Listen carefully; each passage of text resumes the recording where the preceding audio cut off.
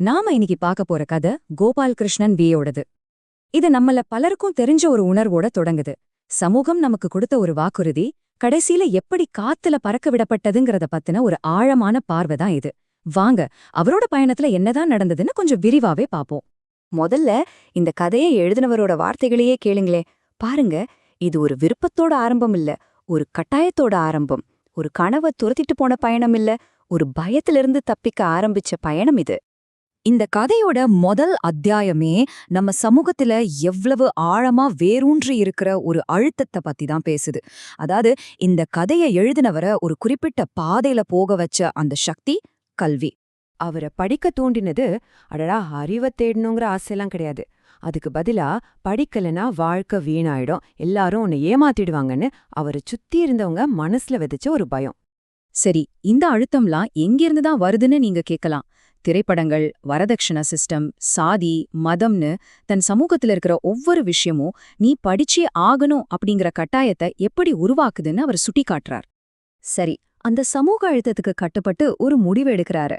ஆனா அந்த ஒரு முடிவு அவரோட அடுத்த 20 வருஷ வாழ்க்கையே ஒரு போராட்டமா மாத்திடுச்சு. அந்த தியாகங்களை பத்தி இப்ப பார்க்கலாம். 20 வருஷம் யோசிச்சு பாருங்க. படிப்பு ஒரு நல்ல வாழ்க்கையை கொடுக்கும்னு நம்பி தன்னோட இளமை காலத்துல கிட்டத்தட்ட 20 வருஷத்தை இதுக்காகவே கொடுத்திருக்காரு. இது சும்மா ஒரு காலகட்டம் அல்ல, ஒரு முழு தலைமுறையோட உழைப்பு. ஆனா பாருங்க, இந்த பயணம் அவரோடது மட்டும் இல்ல. பெத்தவங்களோட கஷ்டம், குடும்பத்தோட தியாகம், இது ஒரு கூட்டு முயற்சி. ஏன், தன்னோட ஸ்கூல் ஃபீஸ் கட்டுறதுக்காக அவரே வேலை செய்ய வேண்டிய ஒரு நிலைமை. இத்தனை வருஷ போராட்டத்துக்கு அப்புறம் ஒரு வழியா ஃபினிஷிங் லைனை தொடுறாரு. ஆனா அங்க அவருக்கு கிடைச்ச பரிசு அது அவர் எதிர்பார்த்த மாதிரி இருந்துச்சா? இல்லவே இல்ல. யோசிச்சு பாருங்க, 20 வருஷ உழைப்பு, தியாகம், கனவு எல்லாத்துக்கும் கடைசியில கிடைச்ச பலன் என்ன தெரியுமா? வெறும் ஒரு பேப்பர் துண்டு, வேலை தேடும்போது எந்த பிரயோஜனமும் தராத ஒரு சர்டிபிகேட். இங்கதான் அவர் வாழ்க்கையோட ஒரு கடுமையான உண்மைய நேருக்கு நேரா சந்திக்கிறாரு. கையில இருக்கிற சர்டிபிகேட் மட்டும் பத்தாது, வேலைக்கு போனா கம்பெனில என்ன கேக்குறாங்கன்னா, எம்மா உனக்கு வேலை கொடுக்கணும்னு கேக்குறாங்க. இதுக்கு அவர்கிட்ட பதில் இல்ல. அவரோட கோபம் தனிப்பட்ட ஆட்கள் மேல இல்ல, அதுக்கு பதிலா ஒரு பெரிய சிஸ்டம் மேல இருக்கு. அதாவது இளைஞர்களுக்கு படிப்பு கொடுத்துட்டு அதுக்கேத்த வேலைய உருவாக்க தவறுன அரசாங்கம், பெரிய நிறுவனங்கள், இவங்க மேலதான். இந்த சிஸ்டம் இளைஞர்களை ஏமாத்திருச்சுன்னு அவர் நினைக்கிறாரு. அவரோட இந்த தனிப்பட்ட போராட்டத்தை பார்க்கும்போது ஒரு பெரிய உண்மை புரிய வருது. இது வெறும் அவரோட கதை மட்டும் இல்ல, நம்ம சமூகத்துல பணம் எப்படி திறமையை நசுக்குதுங்கிற கதை. இந்த இடத்துலதான் கதையோட மைய புள்ளியே வருது. பாருங்க, ஒரு பக்கம் படிச்ச, திறமையான, ஆனா கையில காசு இல்லாத ஒரு தனிநபர்.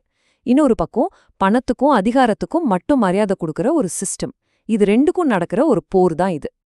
ஆட, இந்த பிரச்சனை வெறும் வேலை தேடுறதோட நிக்கல. கல்யாணமாகட்டும், ஸ்போர்ட்ஸ் ஆகட்டும், வேற எந்த துறையா வேணும்னாலும் இருக்கட்டும், எல்லா இடத்துலயும் இதே நிலைமை தான்.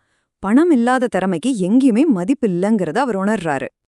இத பத்தி ஆசிரியர் என்ன சொல்லாருன்னா, இது ஏதோ தற்செயலா நடக்கிற தப்பு கிடையாதான், இது திட்டமிட்டு செய்யப்படுற ஒரு சதி. சில பேரு மத்தவங்களோட வாழ்க்கையை கெடுக்கிறது மூலமா லாபம் பாக்குறதுக்காகவே இந்த சிஸ்டத்தை வச்சிருக்காங்கன்னு அவர் சொல்றாரு. கடைசியா அவரோட இந்த பயணம் நம்ம மனசுல சில பதிலில்லாத கேள்விகளை விட்டுட்டு போகுது. இந்த மாதிரி ஒரு உலகத்துல நியாயத்துக்கு நம்ம யார்கிட்ட போறது? முதல்லே கேக்குறாரு, யாரு தப்பு பண்றாங்க, இதுக்கு யார் பொறுப்பு? அவருக்கு நம்பிக்கை எவ்வளவு போயிடுச்சுன்னு பாருங்க. போலீஸ், வக்கீல்கள், நீதிபதிகள், ஏன் சுப்ரீம் கோர்ட் வரைக்கும் நீதியை கொடுக்க வேண்டிய இந்த அமைப்புகளே உண்மையை கண்டுபிடிக்க முடியாம தோத்துப்போச்சுன்னு சொல்றாரு. அது ஏன் அப்படி தோத்துப்போச்சு? அதுக்கும் அவரே பதில் சொல்றாரு. ஏன்னா அங்க இருக்கிறவங்களும் பணத்துக்காக தான் வேலை செய்யறாங்க. இறுதியா நம்ம எல்லார் முன்னாடியும் ஒரு கேள்விய வைக்கிறாரு. ஆனா அதுக்கு பதில் அவர்கிட்ட இல்ல. அந்த அப்பாவிகளுக்கு யார் நீதி வழங்குவது?